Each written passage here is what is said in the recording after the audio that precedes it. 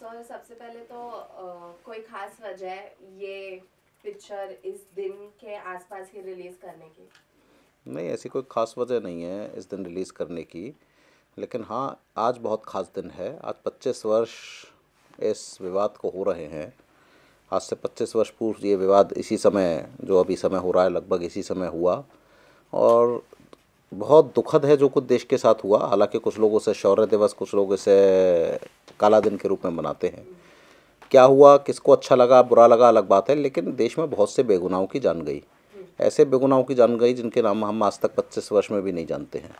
Picture उन लोगों को श्रद्धांजलि है जो बेगुनाह मारे गए उन दंगों में, जिनका कोई कसूर नहीं था। क्या दिखाया है फिल्म में, क्या दिखाया? फिल्म ये कंट्रोवर्सी के बारे में तो सब जानते हैं, लेकिन आपने फिल्म में क्या दिखाया स्पेशली? कंट्रोवर्सी के बारे में सब जानते हैं, लेकिन पूरा इतिहास नहीं जानते हैं कि हुआ क्या था। बाबर से लेके बाबरी मस्जिद गिरने तक क्या क्या हुआ, क्या पर्दे के पीछे खेल खेला गया। अयोध्या जो भगवान राम का स्थान है उसको कैसे गेम बना दिया गया, उसको गेम बना के किस तरह लोगों ने फ़ायदे उठाए। बचाने वालों ने भी फ़ायदे उठाए, गिराने वालों ने भी फ़ायदे उठाए, सब आपस में गेम खेल रहे हैं। 25 साल से निरंतर चल ही रहा है। अभी कितने साल चलेगा कहना मुश्किल है। तो आपने फिल्म में क्या दर्शाया, मतलब क्या चीज़ ध्यान में रखी, बिकॉज ये थोड़ा सेंसिटिव इश्यू था एक्चुअली। बिल्कुल सेंसिटिव इशू है, पूरे ध्यान में रख के फिल्म बनाई गई है, जिम्मेदारी के साथ। लिब्राहन कमीशन जो इसका आयोग बना है, जिसने अपनी रिपोर्ट दी है 17 साल में, आयोग उसकी रिपोर्ट को फिल्म बेस करी गई है। कोई भी फिल्म में हम छेड़छाड़ नहीं कर सकते तथ्यों से, जो कुछ तथ्य हैं उन्हीं को पेश कर सकते हैं। तो एक जिम्मेदारी के साथ फिल्म बनाई गई है। फिल्म है, लव स्टोरी है हिंदू मुसलमान के बीच की, लेकिन पर्दे के पीछे बाबरी मस्जिद का एपिसोड है। तो आपने रिसर्च किस तरह से किया इसके? लिब्राहन कमीशन बेस है। लिब्राहन कमीशन की रिपोर्ट सार्वजनिक है, नेट पे पड़ी है, आप भी देख सकते हैं। 1000 पेज का रिपोर्ट है पूरी, और उसमें पूरा ही है कि क्या क्या इवेंट हुए, क्या क्या नहीं हुए।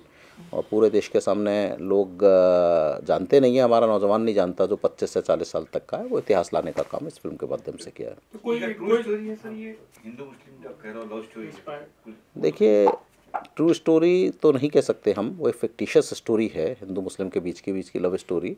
लेकिन हाँ, इंस्पायर्ड है। बहुत से देश में लोग हिंदू मुसलमान प्यार करते हैं, और हमेशा से करते हैं, आज से नहीं। आप लोगों में भी बहुत लोग करते होंगे।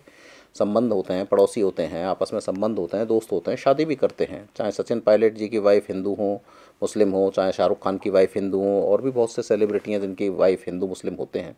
तो देश में सब लोग प्यार से रहना चाहते हैं, अच्छे माहौल में रहना चाहते हैं। लेकिन जो कुछ देश में हुआ, मस्जिद तो गिरी थी आज से बहुत दूर पहले अयोध्या में, फैजाबाद में, लेकिन उसका जो प्रतिफल देखने को मिला पूरे देश में और दुनिया में देखने को मिला। पूरा दुनिया हिल गई, कई जगह गोली चली, कई जगह और भी विवाद हुआ। बम्बई तो पूरा जल उठा था इस विवाद के पीछे, और इस विवाद में कई लोगों ने आग में घी डालने का भी काम किया था। वो लोग भी अपना फ़ायदा उठा रहे थे जो भी सरकार में बैठे थे। ये पूरा एक विवाद है जो हुआ है। सब लोगों ने अपना राजनीतिक फ़ायदा उठाया, राजनीतिक उल्लू सीधा किया है। जनता को कुछ नहीं मिला, नौजवान को कुछ नहीं मिला है, देश को कुछ नहीं मिला। सुप्रीम कोर्ट भी परेशान है, कैसा निर्णय करे, क्या करे। 10 लाख पन्ने, कोई स्पेनिश में है, कोई तुर्की में है, कोई अलग अलग भाषाओं में है, उन सबको अनुवाद कराना। फिर अनुवाद करने के लिए कल तारीख डाली गई थी, 5 अगस्त से निरंतर सुनवाई करेंगे, लेकिन 5 दिसंबर से, लेकिन वो भी अभी तक अनुवाद पूरा नहीं हुआ, तो उन्हें टाइम को और थोड़ा खींचना पड़ा। तो तरह तरह की बातें हैं। कुछ लोग चाहते हैं टाइम आगे बढ़ाया जाए, कुछ लोग चाहते हैं सुनवाई हो।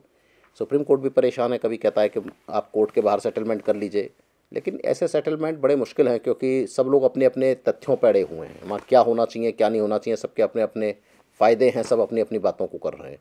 तो बनाने के वक्त कभी या आपने जब सोचा होगा या बनाने के दौरान कोई थ्रेट आया होगा, डेफिनेटली पॉलिटिकल पार्टी को प्रेशर आया होगा कुछ? ये थ्रेट्स तो आते रहते हैं। थ्रेट्स कोई बहुत बड़ी चीज़ नहीं होती। जब आप इस मुद्दे को टच करोगे तो निश्चित रूप से थ्रेट्स आएंगे। तरह तरह के थ्रेट्स आते ही हैं। ये मुद्दा ऐसा है, सेंसिटिव मुद्दा है। 25 साल में किसी ने शायद कष्ट नहीं किया इस मुद्दे के ऊपर आगे बढ़ने का, सोचा नहीं। 25 साल हो गए इस मुद्दे को, लेकिन कोई भी ना बॉलीवुड में, ना हॉलीवुड में, ना टॉलीवुड में कोई इस तरह की फिल्म नहीं बनाई गई। तो एक विषय है जो जनता के सामने जाना चाहिए, जिसको बनाया गया है। और पहले दिन से पता है हमें दिक्कत आएंगी रिलीज़ में, आती हैं स्वाभाविक। ऐसे मुद्दे को आप लेके जाओगे जहाँ देश में सरकारें बनी हो जिस मुद्दे के ऊपर, तो निश्चित रूप से रिलीज़ आसान नहीं है। तो दिक्कत आएंगी, आ रही है, तो उसमें कोई ऐसी बात नहीं है। एक अच्छा सा सवाल करो ना यार, एक बढ़िया सा सवाल करो ना। अगर आपने भी गहन किया है, मैं हैरान हूँ कि बॉम्बे की अगर प्रेस हो और कमाल का सवाल ना करे और अच्छा जवाब ना दे। मैं कह रहा हूं, सुनील सर आप भी पत्रकार थे, उस दौरान आपने भी कवर किए थे कुछ? नहीं, मैं पत्रकार फिल्म में हूँ, मैं वास्तव में पत्रकार नहीं हूँ। मैं रियल लाइफ में नहीं हूँ, फिल्म में पत्रकार हूँ। फिल्म में जो रोल है, नहीं नहीं, वो गलत किसी ने कहा होगा।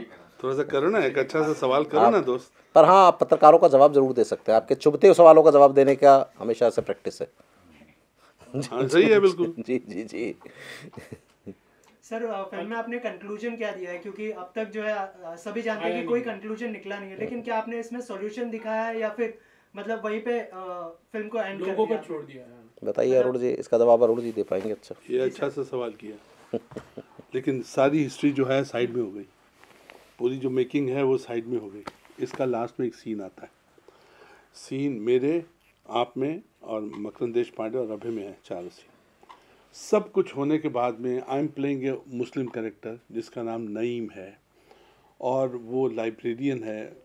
he has done almost like a PhD. He knows in and out and nitty-gritties of Ram जन्मभूमि और बाबरी मस्जिद के ऊपर जो रक्कस हुआ था उसका एक एक डिटेल मेरे पास है, और मेरा जो साथी है उसका नाम है मकरंद देशपांडे। दोनों के पास में इसके बारे में अच्छी खासी जानकारी है। And Sunil ji is playing, apart from being director, he is playing a very important role in the film. He is playing your role, he is a journalist. तो ये हमसे पूछने आते हैं कि इसके बारे में पूरा बताएं, तो हम बताते हैं। जब पूरा हो जाता है वृतांत के साथ में, एक्साइटमेंट के साथ में, क्रिसेंडो पे पहुंच जाता है, तो क्रिसेंडो पर पहुंचने के बाद में एक लास्ट में एक स्क्रिप्ट में एक छोटा सा क्यूट सा सीन लिखा है।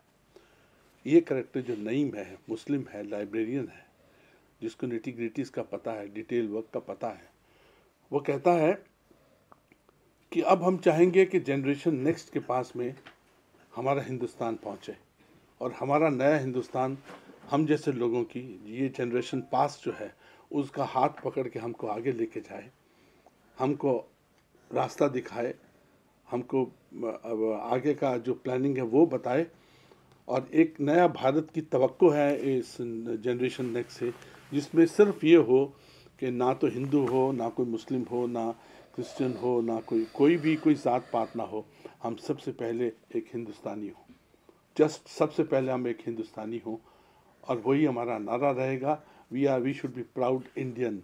और उसके साथ में बोलता है कि सारे जहाँ से अच्छा हिंदुस्तान हमारा, हम बुलबुलें हैं इसकी, ये गुलसिता हमारा, मज़हब नहीं सिखाता।